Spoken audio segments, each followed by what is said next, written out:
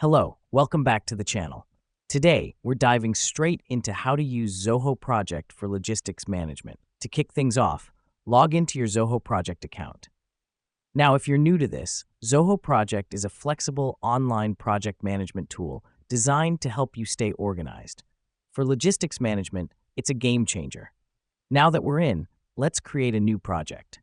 Click on the New Project button. This helps us because it sets the foundation for all our logistics tasks.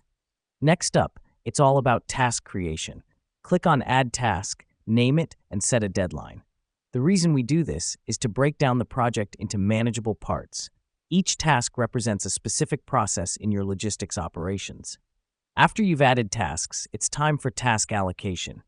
Here's where you assign tasks to your team members. This is crucial because it ensures everyone knows their roles and responsibilities. Now, let's integrate some handy Zoho apps like Zoho Inventory or Zoho CRM. These apps can streamline your logistics processes. For instance, Zoho Inventory can help you manage your stock levels, and Zoho CRM can enhance your customer relations. Once your tasks are in place and integrated with other Zoho apps, it's time to use the Gantt chart feature. This feature visually represents your project timeline and helps you track the progress of your tasks. This matters because it gives you a bird's-eye view of your project and helps you spot potential bottlenecks. And there you have it. You've just learned how to use Zoho Project for logistics management. Remember, the key is to break down your project into tasks, assign them to your team, integrate with relevant Zoho apps, and monitor them using Gantt charts.